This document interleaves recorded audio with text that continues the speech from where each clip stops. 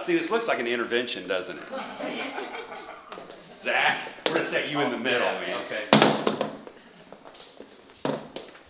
All right, everybody, here we are with a full audience, no pressure. No pressure. Stanetti, what do you got? Oh gosh, I'm hoping, based on, I'm shooting for that second week of June, hopefully. And He's starting to talk like a contractor. Did you hear that? He's shooting for. They teach that in contractor school. We're shooting for. I picked that up. And so yeah, I'd like to. Middle part of June would be ideal. So we'll be ramrodding and getting the permits from the city and getting everything all wrapped up. What do you find unique or special or cool or stupid or whatever it is about what we do? I think the uniqueness here lies, like Steve said, in the collaborative nature, which also tends to allow people to be creative. A lot of times numbers and development can come across really dry, but because we have a small office here and people are free to give their 2 cents, their opinions, it really encourages creativity, which I really enjoy, because I'm a numbers person, but I really like to see the project emerge from the numbers that Steve presents in the beginning all the way to turn it over to Joe at the end to fill it up with human beings. And the human beings part, I love that. It makes me feel like we're doing something right here. That's, we do this. I was visiting with my friend Matt O'Reilly one day about this stuff. Matt is a young guy, does some really neat development, and he had kind of had this aha moment. I don't know if that's fair, but it kind of ended at this whole thing. You spend these millions of dollars, you do this, you think you have this great design, and it takes a long time to build these buildings and do all this stuff and put it all together, years of hard work, and it's not all easy, as you guys know. At the end of the day, it gets down to human beings. It gets down to the people that are living there and the people that are taking care of the people that are living there or officing there or whatever. It's really a neat dynamic. All right, guys, I've got one assignment for you between now and next huddle. Is he on? he's ready. Okay. He's like $500 an hour, so we got to get You're invited in. Between now and next week, Wednesday of last week, I went to see a speaker series, and it ended up being really cool. I didn't know what to expect, and I really enjoyed it. One of the things that the speaker was talking about was these limiting beliefs that we all have. And the example that he had used, which I thought was really, really notable, he used this example of a thermostat in a house. And once your temperature in the house, you set it to a certain temp. And once it gets to a certain limit on here, it taps out and it either shuts down the heat or starts to cool or whatever, the same thing at the bottom. And we as humans tend to stay in that range also. Well, he was emphasizing the limiting beliefs that we have at the top end of that. What limits us from going higher? Because he used an example, which, again, he does this for a living, so he had good examples. But he used the example of Johnny Manziel. He's self-destructing. He said he's got a limiting belief there. He's all this talent, all this stuff, and he just can't break through. He's destructing himself. And other examples in how we do that in real life. So by next huddle, everybody bring in one thing that you think may be a limiting belief of yours. What I think would be a win for us in the short term is if we could get inside that building, if we could get authorization from them for us to get inside that building and protect ourselves. Okay. That makes sense? Yep. I don't know if we can shield them from any liability with, while we're working in there, but basically what we want to do is waterproof their building so it stops leaking into ours. Let me say this, Matt. The owner of that building, every time that there's more damage to your building, all it does is causes continual accrual of damages that they're potentially liable for. And so if we're offering to step into that building and, stop any further damage, that effectively helps them as well. Good. Well, we want to play nice. One of the funniest situations was, Matt Miller, who played basketball at Drury. He was a real estate broker, and he actually was one of the brokers who sold Matthew and Jeff and I a building in Joplin. And so when we were at that closing, we were at the table, and we had 3 Matt Millers there that were all involved in the deal, and everybody got a lot of traction out of that. So no, they're both friends of mine, great guys, both of them, and yeah, just a name. It was kind of fun, I think, in our business, because I can always blame stuff on the other Matt. If something goes wrong, I can say I didn't have anything to do with that. And I'm sure he does the same thing. But we'll get each other's emails occasionally, each other's phone calls and that kind of stuff. But no big deal. We just forward them along to each other. As you know, we were just getting through this recession that we started to experience in 2008, and we're as a community, as a country, maybe even a world, we're crawling our way out of that. So what we're starting to see now is these commercial tenants come back around. People opening businesses, expanding their businesses, things like that.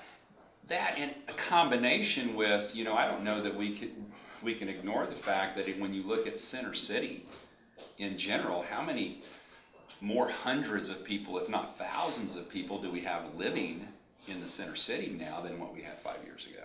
I mean, it's huge. You look at all the student housing that we've built and others have built, and then some of the big buildings downtown that have been done. So, I mean, we've really had a huge influx of residential activity here, which obviously drives the services as well. So those people eat at restaurants and bank, and do all their other services. So that helps as well. Sure. Pop in here. So this is the Blue Block Lofts. This is for all of our lofts. All tenants. Okay. Yeah. So we've got probably 100 units somewhere around there collectively between all the buildings that operate under Blue Block Lofts. How many buildings is it? 4. Have you guys been in here at the 417 house yet? Yeah, I've been in there once. Have you? I haven't been in.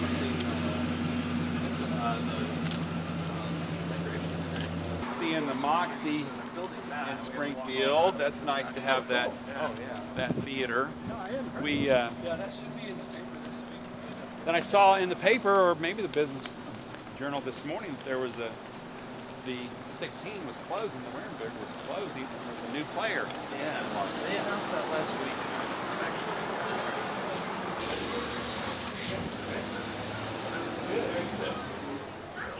Entourage. Yeah. Mr. Man? Oh my God, You got an entourage? Got an entourage. These people walking down the street, they thought I was Brad Pitt for a second. Yeah. They did. Too tall. No, they didn't. They really didn't. Too old. They may have some detailed questions.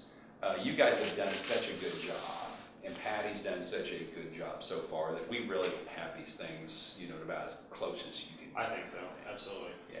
Pretty much apples to apples. Yeah. So.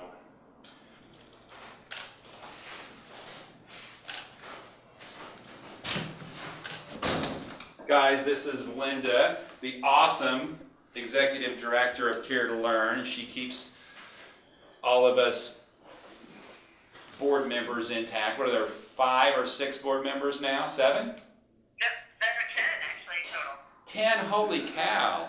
Well, we started with less than that. So one of the things that I wanted to talk to you about is, the Panther Run is coming up this fall, and so I know obviously you have a lot of developments going downtown, some of which are students, some of which the students probably know about Care to Learn, but some don't. So I was wondering if you do anything social media wise, or if you have any email ways to somehow reach out to those students as they're coming back this fall to see if they'd be interested in running, and or to see if they'd be interested in volunteering for that event. That's one of our largest fundraisers.